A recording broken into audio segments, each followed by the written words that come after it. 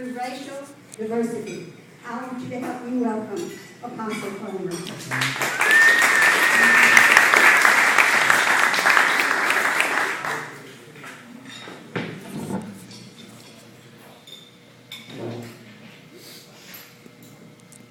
How about that? Can I hear it?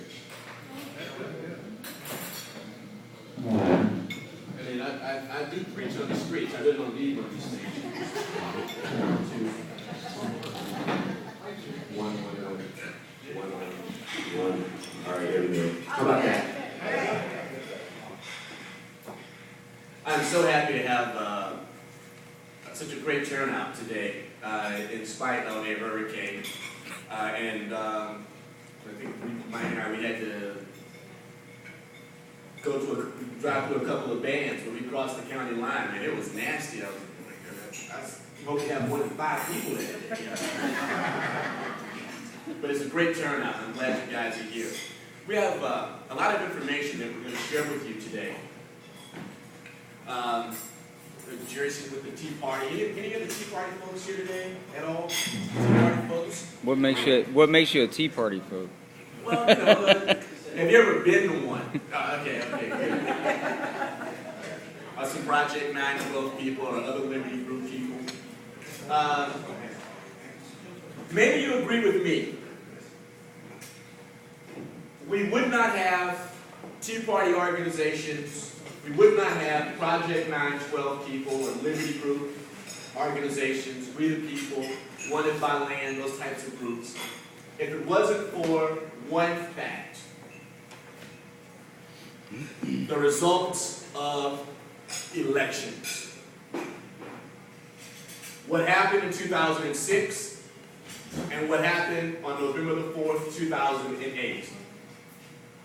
If it wasn't for the trend that we see right now in Washington, and unfortunately in Austin, I would venture to say, I would submit to you that the activism that we're seeing with such groups as the Tea Parties and Project 912, they wouldn't even exist. Some of y'all wouldn't even know each other.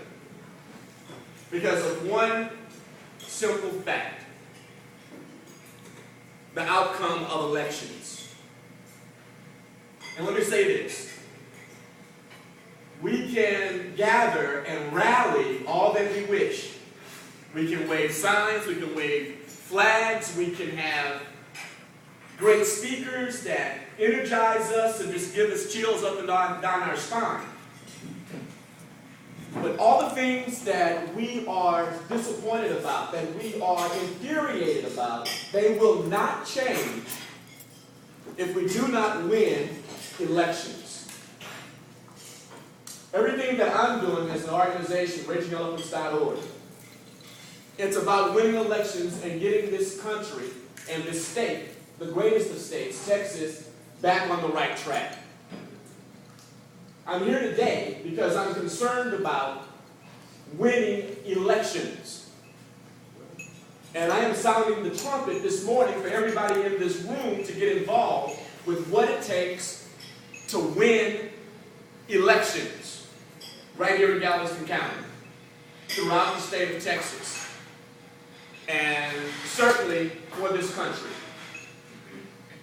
It's going to take everybody in here. Some of you, I'm sure, are veterans. You put on the uniform of this nation. You signed your name on the dotted line that if it meant giving up your life for our liberty, the ability for us to assemble today, you were willing to do so. But your country needs you again. Your state needs you again. It's a different type of service that I ask you to enlist in today. Winning elections, that we can get back to the constitutional roots and tenets of this country, that we can begin to thwart this huge lurch to the left that we see from Washington and Austin, and we can turn back the tide of tyranny, that we can see a resurrection of the spirit of 1776 and revive some sort of reverence for our Constitution. It's going to take everybody in this room in order to be able to do that. Nobody can sit on the sideline. There's something that everybody in this room can do. We gather together.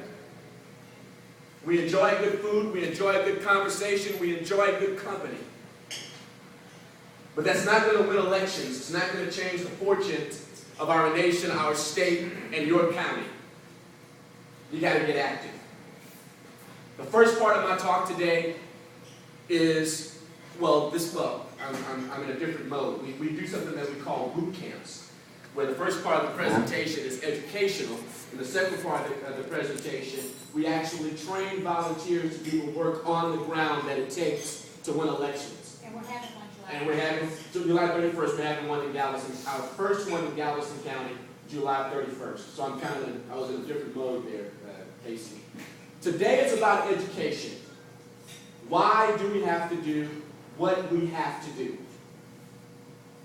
You know, if you were to go to a physician and you had a physical ailment, you would want your physician, your MD or cardiologist or oncologist, to do every test available to find out why you are in discomfort.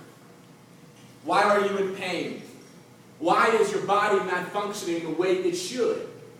And before the doctor would write you a prescription for any pill or talk to you about a therapy or even potentially surgery, you would want to make sure that everything was done. CT scan, MRI, X-ray, EKG, whatever it would take, the doctor would be able to give you a proper diagnosis, proper prognosis, and what's the best way to get you back into health. Now, you want the doctor to be totally honest with you, transparent, no matter how bad the news would be, so that you can prepare yourself.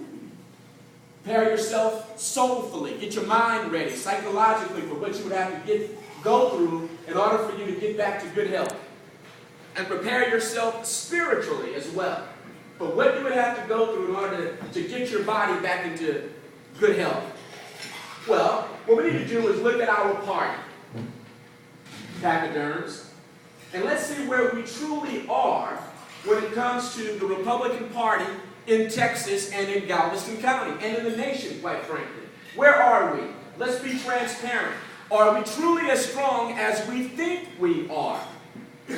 Is Texas really as red as we think it is? What work needs to be done in order for us to have strong conservative governing majorities at all levels of governance, national, state, and here in Galveston County? We got to know where we are first to be able to know where we need to go to achieve that end. Let's get started. Hope everybody can see. I'll move out of the way if you can. What we're going to do is make comparisons primarily. That's really kind of the test of where we are as far as political topography is concerned.